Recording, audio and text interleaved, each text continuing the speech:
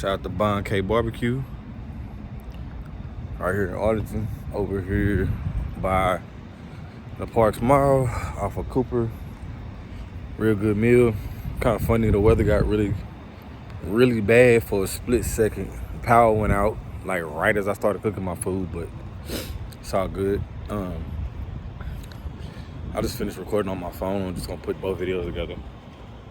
Or whatever, I got a little bit of footage in there on my phone. I didn't take my camera in there or whatever. But all in all, man, it was a good day. Like it started off really rough. Like I ain't even gonna lie. Like this morning, like when I mean this morning or today, right at midnight, man, I was in the bathroom, bro. Like it was like 12:01. Like it had literally just turned midnight, and I realized it was June 1st, right? Like literally, officially June 1st. Like I knew it was. I mean, it's not like it was a surprise or anything, but it was like right when it turned June 1st.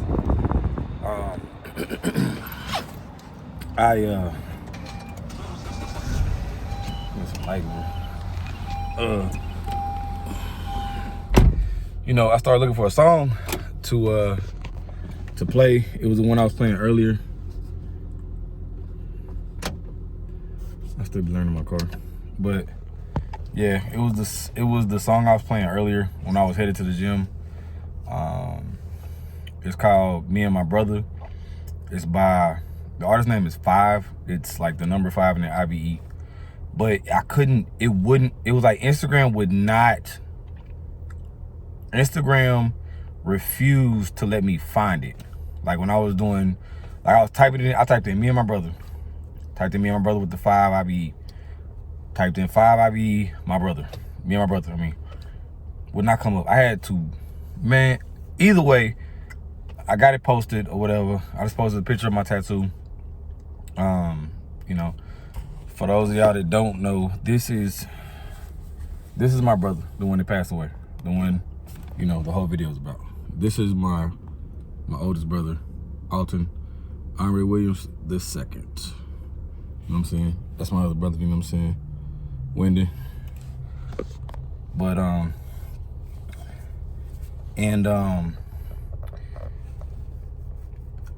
took that picture, right? And I found the fresh picture like right as soon as I got it. I got it in 2010, right before I want to say I got it right before I went to his gravesite for the first time. Shout out Hector on the tattoo.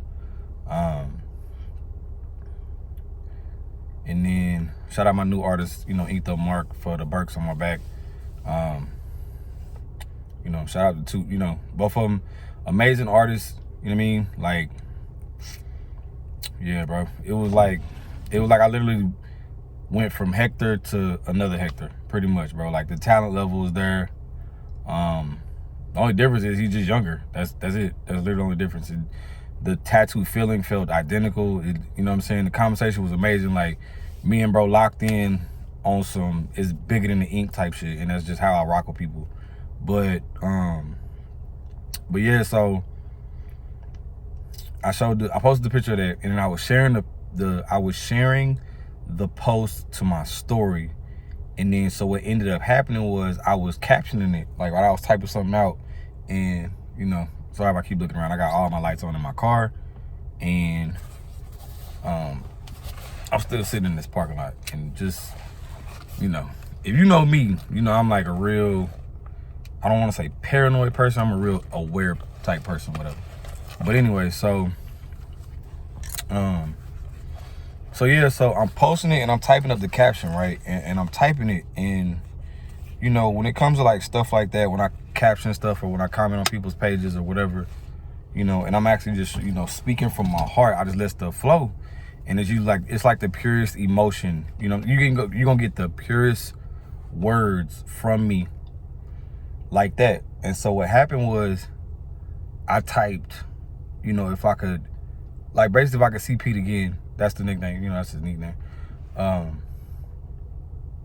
If I could see Pete again, I would hug him and tell him thank you for always believing in me. And when I put thank you, and I knew like the words for always believing in me came in my head to type, bro, I just started crying. Like I just started crying. And it was just, I guess it was a realization, bro. Like, I always knew that subconsciously, but I've never like verbalized it or like, you know, just written it or just, you know, thought about it like consciously for real about how much my brother believed in me. Like, it wasn't shit my brother thought I couldn't do.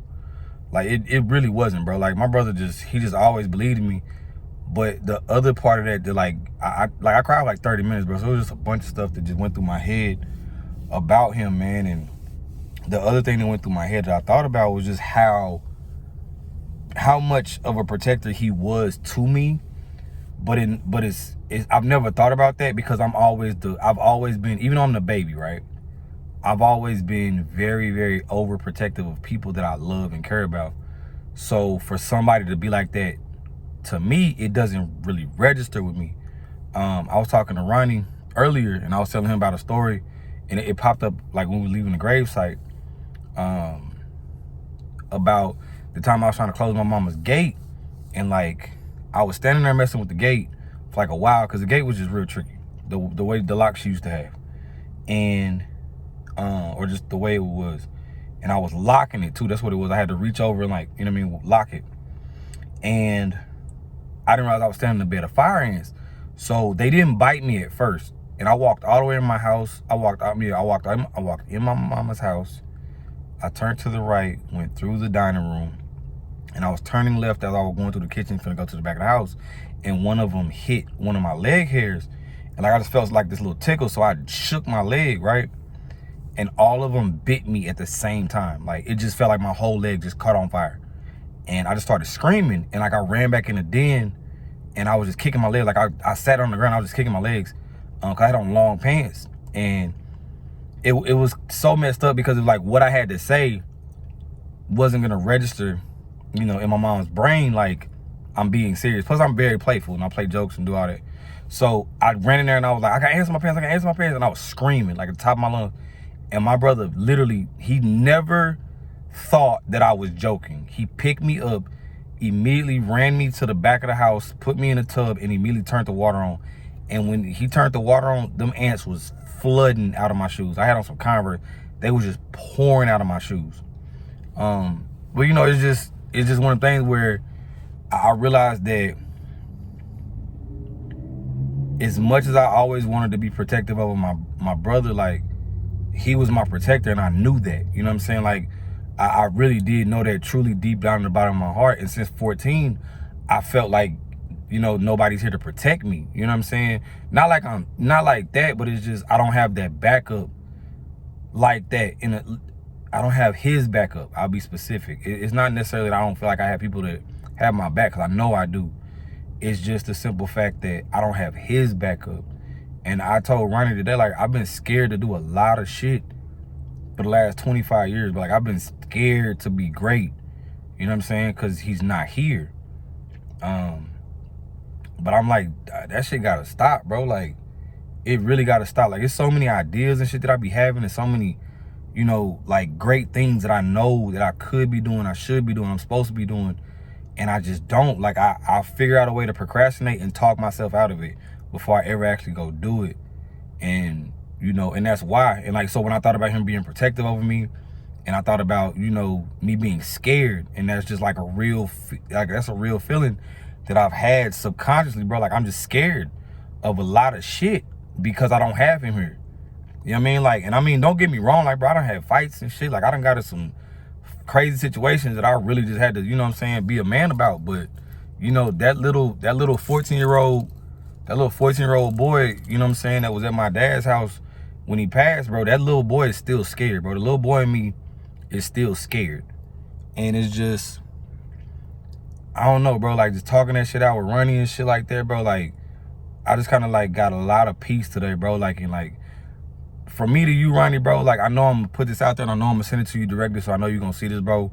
Like, I love you, bro, like, real shit. And I don't say that shit a lot. I don't play about that shit, because I don't say that shit to anybody and everybody, or no shit like that. But like, bro, like, I really, like, today was just, I ain't even gotta say it, bro. You already know what it is, bro. Like, you really know what it is. I don't mean, like, you know what I'm saying, the cliche, you know what it is, bro. Like, we both shared, you know, what today really, really was, bro. Like, you know what I'm saying? Like, You know what I'm saying? Ronnie talking about him losing his sister, and he was basically the same age I was when I lost Pete.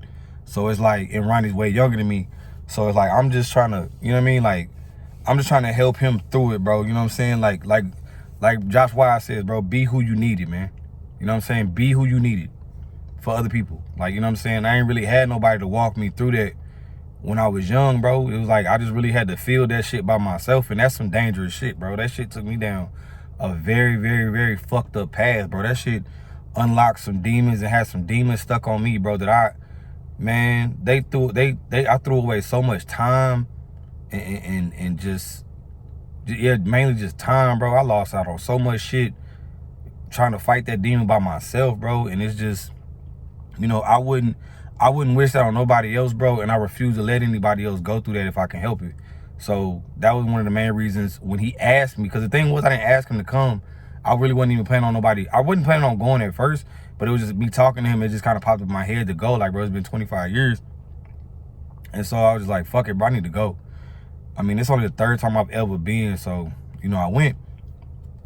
But literally, as soon as I said that, he was like, bro, like, you know, if it's cool, I'll come with you. You know what I'm saying? Like, I would love to come. And it was just so genuine. I was like, I just typed it. I messaged him back and responded. And I was just like, bro, you think I'm gonna tell you no? Like, the fuck? And it's cool, bro. It's just, you know what I'm saying? Like, I've always told you, like, with me being a baby, bro, I love being the baby, but I always wanted a younger sibling, bro. Like, and I technically did have one, you know what I'm saying? Like, my stepmother had my little brother, Chris, but he passed away, like, maybe within, like, a week of him being born. I don't know the full details of it, because I never even know I never even knew that he was here until when I lived with my pops, I randomly found, or my dad, I randomly found his social, and I found pictures of my stepmom when she was pregnant and when she had him at the hospital. And I just went and asked her, and that's when she told me. Now, keep in mind, like, man, at the time, I was like, this around the same time that Pete died. Like, I was living with my dad. This was like, Pete might have already been gone, honestly. And yeah, my stepmom told me about it, and I did the math, and Chris would have been elementary age when I was in high school. So, like, it would have been roughly the same gap as me and Pete. But, like, Pete never got a driver's license or no car or nothing like that. He just rode the bus in Fort Worth. But with me driving and shit like that, that just would have seemed so cool to me. You know what I'm saying? To go pick my little brother up and, you know what I'm saying, shit like that. So, that being said, anytime I get around, like, you know what I'm saying, my young bulls, my you know what I'm saying, like, my little bros and all that, like, I don't take that shit for granted, bro. Like, I be trying to give them as much game as I can. Like, shit that I already know, shit that I've already seen in life, shit that old heads gave me, shit that I see now that's about what's going on right now. Like, I give it all to them, bro, because it's like, I want every young bull that I'm around. If y'all know what young bull is, I listen to a lot of Philly shit. Like, I listen to $1 Million for Game. Young bull is like just a young dude.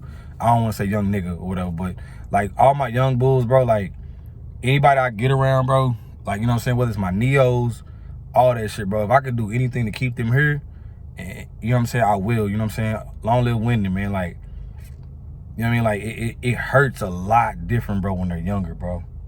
It hurts a lot different, bro. It's not even more or less. It's just, it's fucked up, bro. Like, it hurts, bro. Especially, like, when you know what type of trajectory they were on, it just hurts, bro, because you just feel robbed. Like, you just feel fucking robbed, bro. Like, you know what I'm saying? And so that's why, like, the whole genuineness that Ronnie showed and displayed, and, you know, this being, like, right after, you know, him celebrating his sister Mary, and it was just like, bro, God's timing is it's never wrong, bro. It's always on perfect type of timing. Always, bro. And I believe that heavily. And the conversation that me and him have had, for him to be as young as he is, bro, like, he's got so much wisdom already. And you know what I mean? Like, at the end of the day, bro, if you don't water the seed, bro, it's not gonna grow. And I just want to pour as much as I can into that, bro, because Ronnie's got such a calling, like, with his life and just his future and shit like that, especially with his story, bro, like, his testimony, like, it's a real ass testimony, bro. And he's got so much positive energy, bro. It's just, that's just how that shit had to be. You know what I'm saying? Like, we had to have gotten around each other, bro, because he's very, very, very much so like me in that regard, as far as like he's very, very positive despite having a lot of reasons not to be. You know what I mean? So yeah, man, but that's really all I got today. I'm going to close this video out like that. You know, subscribe to the channel, man. Share it with somebody. You know what I mean? Shout out to Tim Tap, man. Hug somebody, tell them somebody you love them, man. Man, life is great, man. It really is, bro. Like, my brother got to see me do a lot, man. You know what I'm saying? Like, he really did. I got to, you know what I'm saying? I got to take him with me for a lot of airplane rides, truck rides, through a lot of states, man. Everywhere I've been, he been. You know what I mean? And it sucks physically that he's not here, but the fact that he's not here physically, it just means he don't have to deal with the bullshit that comes with the physical side of this world. You know what I mean? Like, he ain't got to deal with no pain. He don't have to deal with, you know what I'm saying, battling his disorder, you know what I'm saying, his syndrome, the Prader-Willi syndrome. He doesn't have to battle that anymore. You know what I mean? Like, he don't have to feel no stress, anxiety, nothing, bro. Like, he don't have to feel none of that, bro. He's at peace. And you know what I'm saying? Like, I love my brother too much to ever not want that for him.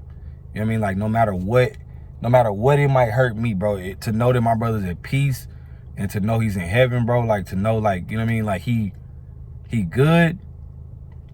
You can't put a price on that, bro. Like, so it's like I refuse to be selfish and look at it like, nah, but I still want him here.